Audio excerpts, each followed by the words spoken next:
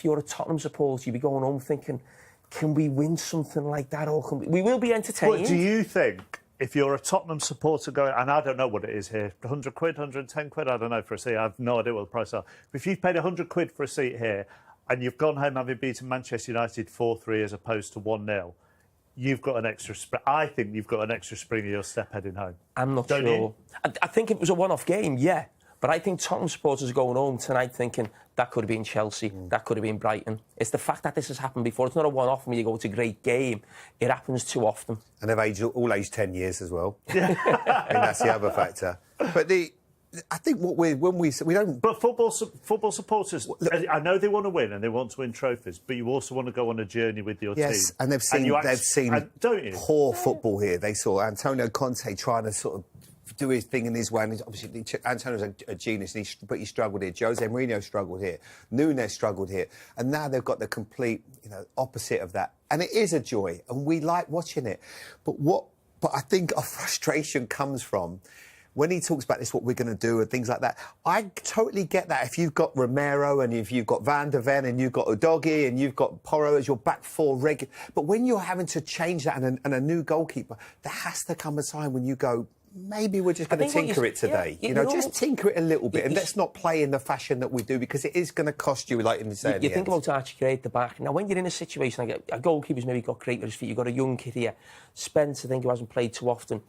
Normally, you protect them in the same way. So you're OK, we're not playing exactly how we want. So if you're Porro, it's a bit like, today we've got a young back four. So the rest of that back four is not first choice. So today, maybe just taper a little bit in terms of going forward, the positions you find yourselves in. I mean, we just highlighted before the position he was in when Garnacho was free, when the game was still 3-2. Those fellas at the back aren't even regulars. You know, that thing of just almost protecting or looking after people in certain situations, especially when you've got 10 players out. It's great, though. And it is such an enjoyable game. I know. So by the end of it, you're laughing. No, you're exactly. Laughing and smiling. And there are times, and Jamie touched on, he said, like, look, footballers, one thing about this team is they're not robotic. They just play and they attack and they enjoy it.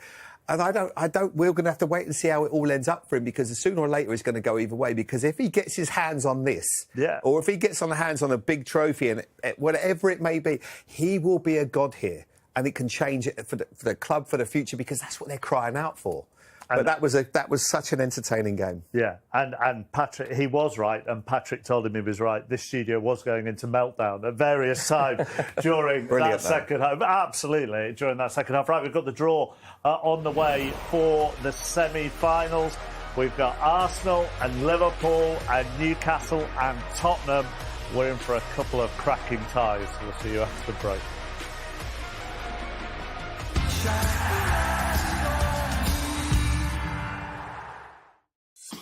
This programme is sponsored by EFL in the Community. It's that time of year again.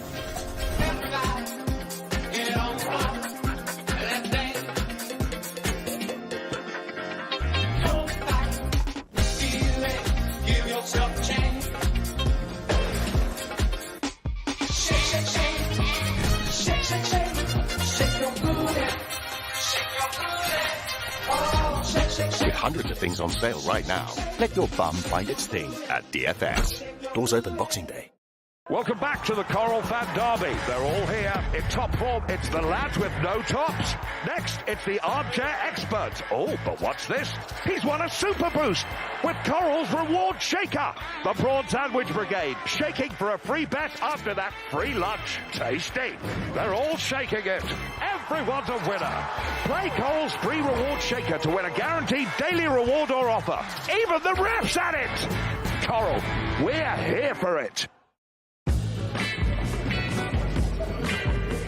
How you doing? I'm gonna go first. Yeah, 1 sec.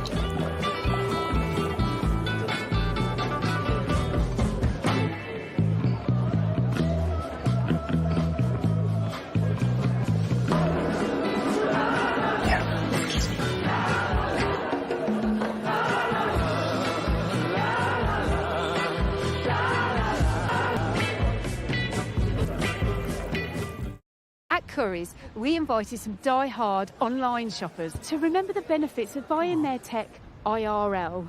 The Shark Flag style rotates between a versatile multi-styler and hairdryer. For some, it can be a little overwhelming. They miss all the scrolling and all zooming and clicking. There's no need to swipe. But once they experience seeing, feeling and trying the tech, it makes such a difference. Can I get next day delivery? You could just take it now. Thank you. Curry's, beyond expectations. They say life's all about the little wins. Nah, at 32 Red, we say you deserve big ones. That's why Incredible Jackpots are the only jackpots we do. Play Fire and Rose's Joker, Cash and Rich's Wow Pop Megaways, and Poseidon Ancient Fortunes. Stunning. Just like this. Join and get a welcome bonus up to £150. Play Incredible at 32 Red. Do we really need another computer? Not everyone does. But if you're reinventing music, tracking migrations in remote places, or getting others to see your vision, then a Copilot Plus PC will make a real difference. A powerful AI computer is not for everyone.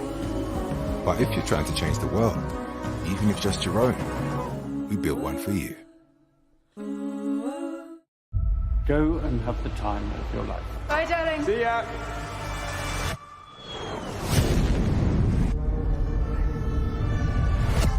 Panam 103, 270 people killed. You haven't stopped since she died. I will never stop. Not until we know the answer to everything. Is this restricted? Where did you get it? I just want answers. Gone through the whole case over and over. This is how you cope. I am not coping. Why is there so much secrecy around this? Your government knew.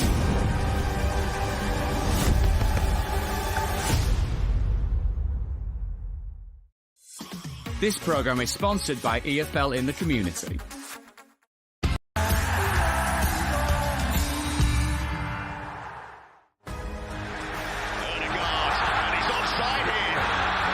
He was in his own half.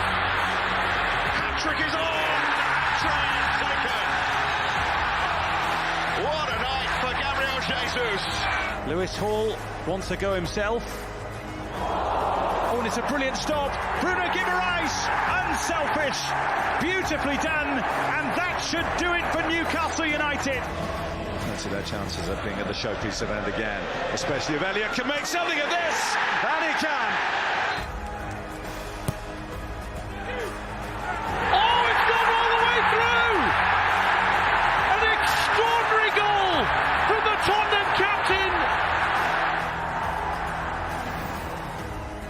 So they are the four semi-finalists for this year's Carabao Cup. Arsenal will be number one, Liverpool number two, number three is Newcastle, and Tottenham, after that win here tonight, number four.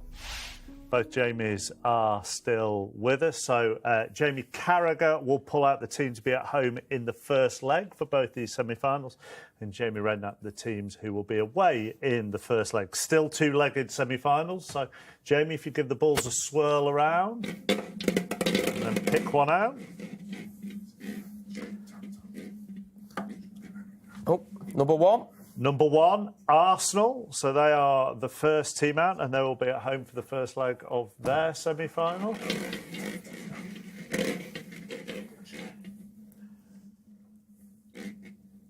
Number three. And they come out with Newcastle. So Arsenal against Newcastle is the first semi-final. And then to be at home in the first leg of the second semi-final. Number four. So Tottenham are at home for the first leg. And therefore, number two. Arne Slot's Liverpool will be away. So that is the semi-final draw for this year's Carabao Cup. With just the four teams, of course, and it is a two-legged affair. The first legs will be played the week commencing January the 6th, and then the second legs the week commencing February the 3rd. Arsenal against Newcastle and Tottenham against Liverpool. Reactions, both of you? I'm just trying to think now. I mean, listen, it could be a North London derby, couldn't it? Could be, yeah. In the final. There's very little to choose. I mean, listen, it was really? the type of sort of semi-finals that I think when you looked at all the games, this was probably the only one that you thought could be a toss-up either way. So, you know, Manchester United could have been in Tottenham's position, so it was always going to be a really strong Final Four. I think it means, if you were to... Arsenal and Liverpool obviously vying to win the title. For Newcastle and Tottenham Hotspur, it feels like this would change so many things for them. For Eddie Howe, he's done such a great job at Newcastle, but to get that trophy, they've been crying out for it for so long up there, and it's a little bit the same with Tottenham. You know, that would... So for those two teams, it depends if Liverpool carry on the form that they're on. This obviously becomes the least of their priorities. So team news will obviously be key in these games because there's a lot of fixtures coming up. FA Cup at the time. Obviously, the second leg, I think, is a month later, isn't it? Big gap. So, yeah, I think it all depends where we are. But, you know, it's really exciting, George. It'd be interesting what Jamie said there in terms of the team selection, wouldn't it? You'd imagine Tottenham and Newcastle position they find themselves in. This is like everyone's in, and where Arsenal and Liverpool are, you'd probably still think they may make changes in the game. Well, just before we go, let's bring it back to the reaction here, and that is Ruben Amorim next, and he's with Patrick. Well, Ruben, that was quite some evening, quite some game. Did you like, at least, if we look at the positives first, the fight your team showed, the determination they showed? Yeah, we already did that in the past games when we were losing. Difficult moments, but we disconnect in the beginning of second half.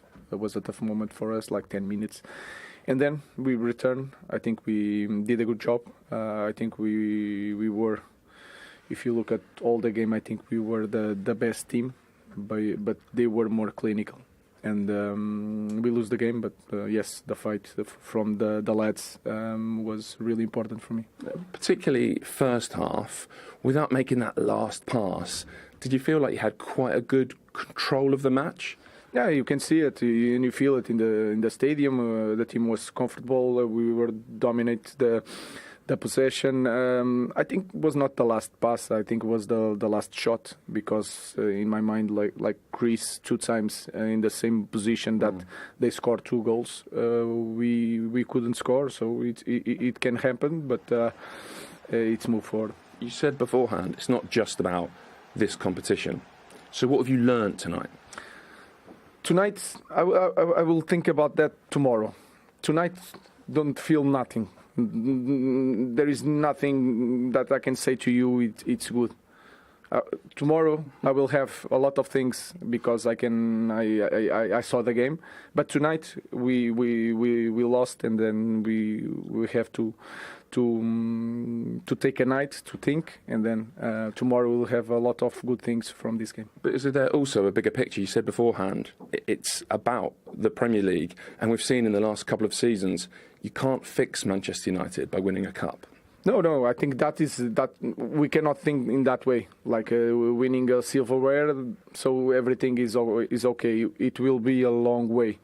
We are improving as a team, and our goal, I say the same thing after the game and before the game, our goal is to win the Premier League. How long it's going to take, I don't know, but that is our goal. Last question, if I may, on Marcus Rashford. You've left him out of the last 2 squads. He said he wants to leave. Is the best thing going to be a parting of ways in January? Tomorrow we have training. Marcus Rashford will be there preparing the next game, and we will see the selection for next game. So he still has a future if he wants it under you? Of course. He's a Manchester United player. Everybody has a future in Manchester United. Thank you. Thank you.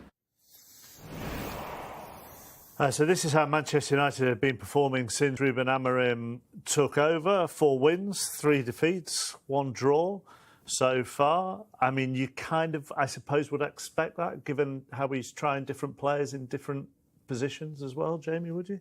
Yeah, and I think that's probably a fair assessment of where they're at right now. They're a team that's going to struggle for a while. He's finding out who's going to be with him in the future. The players that are... If you'd have gone and had all those wins, it'd have probably been... This is an easy job. Why has every other manager struggled? And I think he'd have got fooled by a lot of the players here because a lot of them aren't good enough. You see, and the players, there's been a few bright sparks. Obviously, Ahmad's been incredible, and you left him out of the team in the first half, and you can see how much you miss him. Second half, he comes on, he's got that infectious enthusiasm and quality and everything that goes with it. There'll be others that won't be there. You look at the 11 even that starts the weekend. I think he missed a trick today, if I'm honest, and I've been very positive about it. I've enjoyed what he's done, but the team that he picked in the first half was a bit of a surprise to me. Yes, you want to win the Premier League, but you're not going to win the Premier League this year, but you can still win silverware. The argument might be, well, Ten Hag won silverware and he still got sacked. But I think they gave up an opportunity today with the team he picked in the first half. And we talked about them defensively when we were analysing the Tottenham goals, but they're still not creating an onslaught of chances, are they? They've got the 2 late goals in the derby, but I think that Fraser Forster save from Xerxes' header was the first one on target that they had in this game, and that was on around the hour mark. So it's not like an onslaught of chances at the moment. No, that was a problem going back, I think, all of last season under Ed Ten Hag. Obviously, Jamie's just mentioned about certain players not being good enough. I mean, when you think of the attacking players Man United have had in the past, or certainly this Premier League area, I mean, what they've got right now is nowhere near that. And the fact they almost get into the game, or almost get something from the game, is probably more down to Tottenham than the creativity in the team. So, yeah, there is areas he's going to have to address, obviously, the longer he's in the job. But, I mean, the good thing about him is you see how he handles the Marcus Rashford question at the end. In terms of the media, he seems like a good fit for Manchester United. He's not going to say anything that's going to, inflame a situation. So he just plays it down, he gets on with it. But I go back to what Jamie said. I think on the back of winning the derby, you've got that momentum. Now, it's not so bad now, because people can look at the fact they came back and they almost got through. But that could have been 4-0, 3 or 4-0, and it would have felt like a real come down after what happened at the weekend. Back to the Premier League this weekend on Sky. More big games coming your way. A repeat of the quarter-final that we had last night on Saturday Night Football, albeit at Selhurst Park this time. Palace against Arsenal. Fulham against Southampton kicks off Super Sunday. And then Tottenham against Liverpool, which will be one of the Carabao what a match that's going to be. Semi-finals. 4-3, anybody on Sunday? 10-all. 10-all on Sunday. Well, we want to be entertained, don't we? Thanks for watching. Bye-bye. Hush not, child, and don't cry. Your folks might understand you by and by. Just move on up toward your destination. Though you may find from time to time complication.